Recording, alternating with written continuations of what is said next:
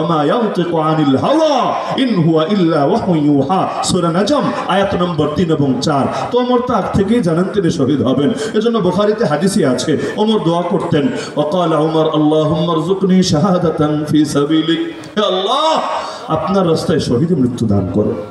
আমি জীবনে কয়বার এই দোয়া করেছি, আপনি জীবনে কয়বার এই দোয়া করেছেন? যদি দামি সম্পত্তি হয় আপনার কাছে শাহাদাত, সব দামি কিছুই তো আল্লাহর থেকে চাইলেন, নারী গাড়ি বাড়ি সবই চাইলেন, খালি শাহাদাতটা চাচ্ছেন না কেন? শাহাদাত কি এত সস্তা যেটা পেতে কপাল লাগে না? জানে তাহলে আল্লাহ দিয়ে দেয়। শাহাদাতের চাইতে দামি সম্পদ কিছু হতেই পারে না, কারণ নবী যাই মৃত্যু আল্লাহর কাছে কামনা করে ওই মৃত্যুর চাইতে দামি মৃত্যু হতেই পারে না। নবী বলেছেন লাওয়াদিতু আন্নী উকতালু ফি সাবিলিল্লাহি সুম্মা উহিয়া সুম্মা উকতাল সুম্মা উহিয়া সুম্মা উকতাল সুম্মা উহিয়া সুম্মা উকতাল। আল্লাহ আমার বড় দিলে চাই তোমার রাস্তায় একবার শহীদ হব, আবার জীবন দিবা, আবার শহীদ হব, আবার জীবন দিবা, আবার শহীদ হব, আবার জীবন দিবা, আবার শহীদ হব। সাহাবের ঘটনা দেখেন না, তাকে ড্যাগের সামনে নিয়ে গিয়েছে, ড্যাগের মধ্যে ফুটন্ত তেল টকবক করছে, তার চোখের সামনে তার দুই সাথীকেও ফেলে দিয়েছে, একেবারে জায়গায় শেষ, এবার তার পালা। এতক্ষণ এত মারলো, এত জুলুম করলো, এত লোভ দেখালো, গলানোই যায় না, কিন্তু এর সামনে এসে ড্যাগের সামনে দাঁড়িয়ে কাঁদতে শুরু করে দিয়েছে, চোখ বেয়ে বেয়ে পানি পড়ছে। এখন খ্রিস্টান বাচ্চা বলে, আরে বুঝেছি, এতক্ষণ তো ভয় দেখিয়েছি, কাজ হয় নাই, চোখের সামনে মরণ দেখে এখন ডরাচ্ছিস, এখন ভয় পাচ্ছিস? আরে কান্নাকাটি করিস না রে, যে অফার দিয়েছিলাম এখনো বলবৎ আছে, কান্নাকাটির দরকার নেই, খ্রিস্টান হয়ে যা, তারপর তোরে যা কিছু দেওয়ার ওয়াদা দিয়েছি সব দেব। সেই সাহাবী আবার সঙ্গে সঙ্গে গর্জে উঠলেন, আরে পাগল, তুই কে ভেবেছিস আমি মৃত্যুর ভয়ে কাঁদি? আল্লাহর কসম, মুসলমান মৃত্যুর ভয়ে কাঁদে না, মুসলমান তো শাহাদাতকে উপভোগ করে। আমি তো কাঁদছি এজন্য, মাত্র একটা জীবন আল্লাহর রাহে কোরবান করতে পারছি।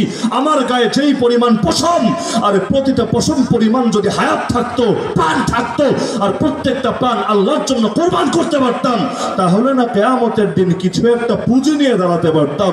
মাত্র একটা প্রাণ পুঁজি আমার, কি নিয়ে দাঁড়াবো আল্লাহর সামনে? এই ভয় না আমার চোখ থেকে পানি ঝরছে। কোথায় তারা, কোথায় আমরা? সাধারণ সাহাবী জিহাদ করতে করতে এক হাত কেটে গেছে, তবে খুলে পড়ে যায় নাই, চামড়াটা দিয়ে একটু ঝুলে আছে, হাতটা এভাবে ঝুলছে। এখন এভাবে যদি এক হাত ঝুলতে থাকে, যতবার ঝোলে ভেতরে কিন্তু মোচড় দিয়ে ওঠে।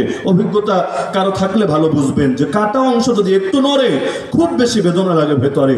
এখন বাধা হয়ে যাচ্ছে, তো এক হাত দিয়ে লড়াই চালাচ্ছেন, কিন্তু হাতটার কারণে বারবার করে যেটা মোচড় দিয়ে উঠছে, ব্যাস হাতটাকে পায়ের নিচে রেখে এমন জোরে এক টান দিলেন, হাতটা আলাদা হয়ে গেল দেহ থেকে, বাকি এক হাত দিয়ে ঠিকই লড়াই চালাতে থাকলেন বাতিলের বিরুদ্ধে। আমরা যারা এক হুমকি ধমকিতেই দমে যাই, আর এক দৌড়ানি খেলে তো কথাই নাই, বাপের জন্মে আর মুখে নামও আসে না। আর আমরা তো জেলে দেখে এসেছি, অনেকের তো ইমান পাকা হয়েছে, আর অনেকে তো বের হওয়ার সময় বলে, হুজুর ও হুজুর আমি আর নাই, মরণ পর্যন্ত আমি আর নাই, আমার দিয়ে আর হবে না। কারণ এরকম পরীক্ষায় একবার পরেই আমি বুঝেছি কত পেরেশানি, সামনে আর এই পরীক্ষায় পড়তে চাই না। তো আমাদের হালত কই আর তাদের হালত কই? তোমরের কথা বলছিলাম যে দোয়াই করতেন যে আল্লাহ শহীদে মৃত্যু দিও। আমি মাঝে মধ্যে মাহফিলের মোনাজাতে এই দোয়াটা করি যে আল্লাহ আমাদেরকে শহীদে মরণ দান করো। তবে ঢালাওভাবে সবার জন্য বলি না, আবার যদি অনেকে আবার কষ্ট পেয়ে যায়, এজন্য আমি বলি আল্লাহ আমি পাপীকেও শহীদে মৃত্যু দান করো, আমার সাথে যারা আমিন বলে সবাইকে শহীদে মৃত্যু দান করো। অনেক সময় দেখি, সব জায়গায় না, অনেক সময় দেখি আগের বাক্য আর পরের বাক্যের চাইতে আমিনের ভলিউম কমে গেছে। মানে কি, আগের বাক্যে যদি আমিন বলেছে 10,000, পরের বাক্যে যদি আমিন বলেছে 15,000, মাঝখানের বাক্যে 2,000 4,000-এ নেমে এসেছে। কেন?